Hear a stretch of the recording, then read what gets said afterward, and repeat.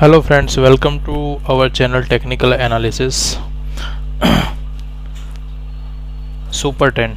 आज जो हम मोस्ट इमेजिंग इंडिकेटर के बारे में जानने वाले हैं उसका नाम है सुपर 10। सुपर 10 का मतलब क्या होता है? तो एक तो बहुत ही पॉपुलर इंडिकेटर है सुपर 10 और सुपर 10 के थ्रू हम इजीली आइडेंटिफाई कर सकते हैं कि अभी करंटली कौन सा ट्रेंड मार्केट के अंदर परफॉर्म कर रहा है।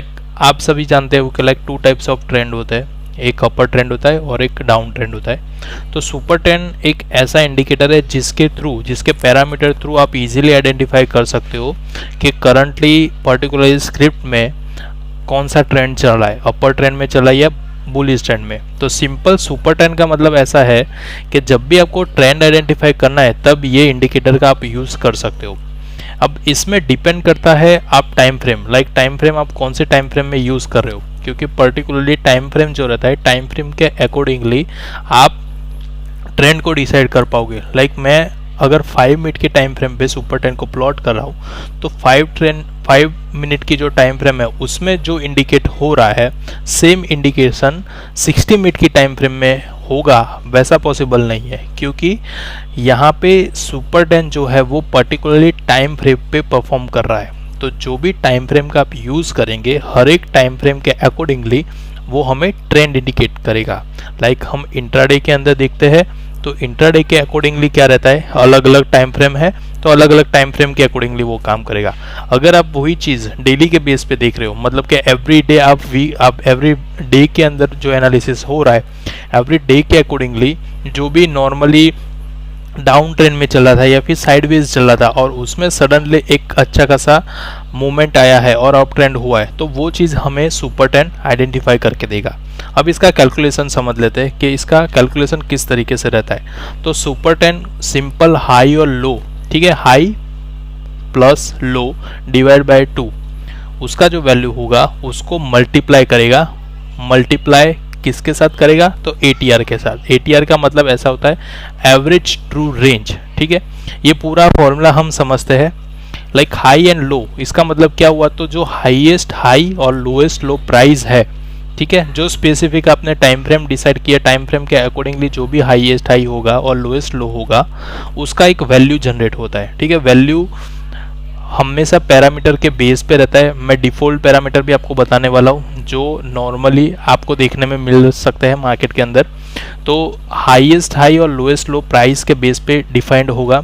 उसके बाद आता है ATR। ATR मतलब मार्केट की वॉलेटिलिटी। जो एक ATR है, ATR मतलब हर एक कैंडल का ATR आप देखने जाएंगे तो अलग अलग मिलेगा, क्योंकि एक पर्टिकुलरली कैंडल की एक रेंज बनती है, जो रेंज बनती है हाईएस्ट और लोएस्ट प्राइस के बिटवीन की, ठीक है। एक एवरेज सिंपल आप समझ लीजिए कि एवरेज ट्रेडेड जो एक पर्टिकुलरली एवरेज है जहाँ पे मैक्सिमम मूवमेंट हो रही है उस प्राइस पे टिक हो रही है, ठीक है। तो वो उसके बेस पे और as well as closing price भी उसके अंदर कवर होता है। वो भी डिपेंड करता है टाइम फ्रेम, आप कौन से टाइम फ्रेम में वो चीज़ को देख रहे हो।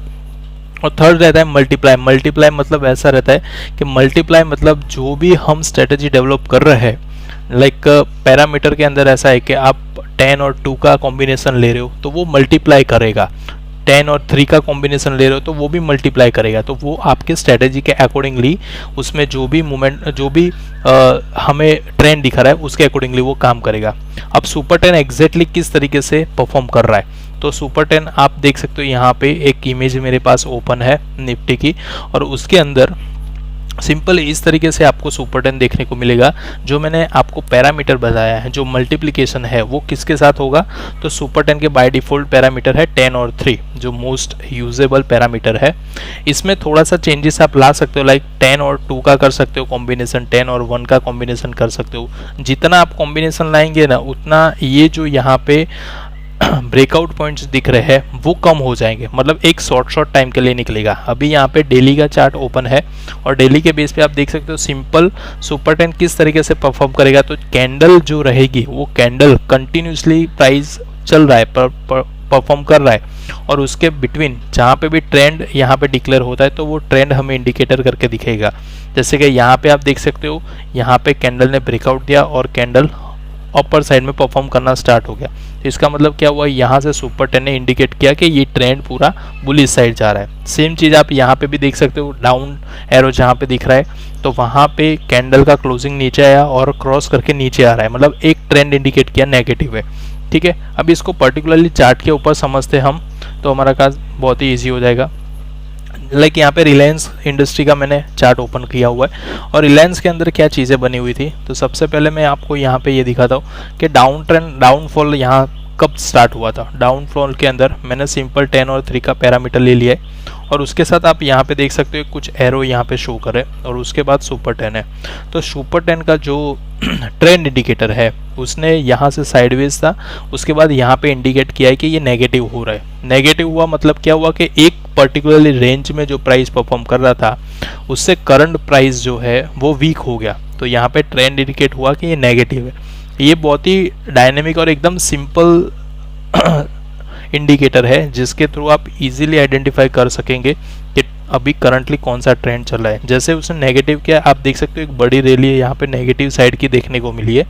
अगेन उसने पॉजिटिविटी कब दिखाई थी, तो यहाँ पे पॉजिटिविटी हमें देखने को मिली है और ये पॉजिटिविटी जो आई है, पॉजिटिविटी मिलने के साथ यहाँ पे एरो एक इंडिकेट कर रहा है कि यहाँ से बुलिश ट्रेंड, मतलब कि एक एवरेज प्राइस जिस तरीके से डाउन ट्रेंड में परफॉर्म कर रही थी उसकी कंपेयर में करंट प्राइस जो है वो पॉजिटिव हो गई। इसका मतलब है कि यहाँ पे ट्रेंड जो है वो बुलिश इंडिकेट करना स्टार्ट हुआ है। तो ये जो बुलिश इंडिकेशन है वो बुलिश इंडिकेशन हमें कहाँ तक लेके जाएगा, तो बुलिश इंडिकेशन जो है वो कंटिन्यूसली अप ट्रेंड में लेके जाएगा और यहाँ पे आप देख सकते हो कंटिन्यूसली अप ट्रेंड में जा रहा है। तो सुपर 10 नीचे है, उसने इंडिकेट किया था ये बुलिश ट्रेंड है और वो बुलिश ट्रेंड काफ़ी अच्छी अपर साइड की रैली की तरफ लेके जा रहा है। अगेन उसने नेगेटिविटी कहाँ पे दिखाई है, तो ये अगेन एक एवरेज वैल्यू से करंट वैल्यू डाउन हो गया। इसका मतलब है कि ट्रेंड सुपर 10 ने यहाँ पे इंडिकेट किया कि ये यहाँ पे डाउन ट्रेंड स्टार्ट हो गया, मतलब कि ट्रेंड इजीली आइडेंटिफाई करके देगा। सम टाइम ये क्वेश्चन रहता है कि हमें यहाँ पे क्या करना चाहिए, यहाँ पे क्या करना चाहिए। ये जो भी कैंडलें बन रही है, ऐसी कैंडलें जब भी परफॉर्म होती है तो ये पर्टिकुलरली डे की यहाँ पे कैंडल है, बट हमें ओवरऑल ट्रेंड जब भी आइडेंटिफाई करना है तो मल्टीपल कैंडल्स की रिक्वायरमेंट रहेगी और मल्टीपल कैंडल्स जब भी यहाँ पे इस तरीके से परफॉर्म करेगी तभी हम इंडिकेटर के थ्रू इसको आइडेंटिफाई कर सकेंगे। कुछ यहाँ पे देखेंगे कि आपको एक जर्क भी देखने को मिलेगा। जर्क मतलब क्या है कि एक माइनर यहाँ पे एक बुलिश ट्रेंड देखने को मिला, उसके बाद वो सेकंड कैंडल से डायरेक्टली डाउनफॉल में आ गया। तो ये पॉसिबिलिटी रहती है कि सम टाइम इस तरीके से कंटिन्यूसली बुलिशनेस आती है और सडनली उसमें फॉल आता है। तो इस तरीके के जो रहते हैं तो उसके साथ अगर आप एसएल को डिसाइड करके काम करेंगे तो वो काम इजी हो जाएगा।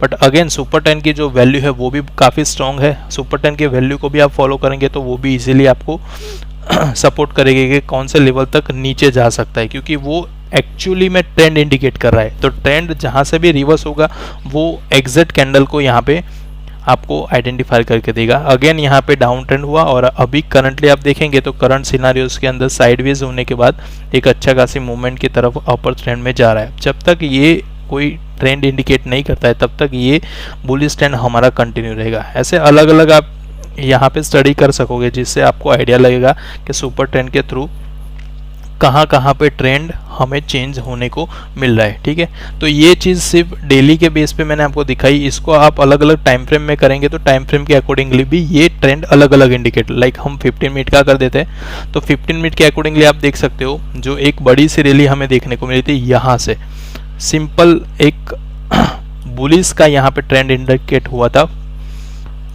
15 मिनट की कैंडल में। आप 15 मिनट में आप देख सकते हो यहाँ पे कुछ और चीज़ ने यूज़ किया, सिर्फ सुपर 10 है और सुपर 10 के बेस पे जो यहाँ पे ट्रेंड इंडिकेट किया था बुलिश साइड का, और उसकी आप अपर साइड में रैली देखेंगे तो काफ़ी अच्छी देखने को मिली है।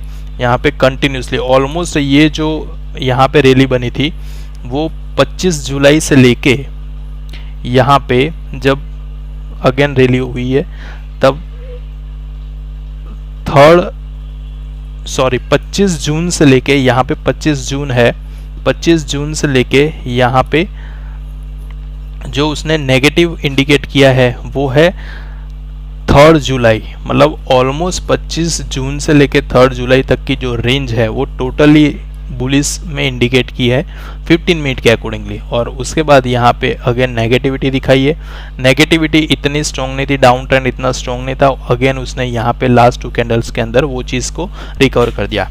कहने का मतलब यही है कि जितने मल्टीपल टाइम फ्रेम में आप इसको एनालाइज करेंगे उतना आपको अलग अलग ट्रेंड आइडेंटिफाई करने का मौका मिलेगा।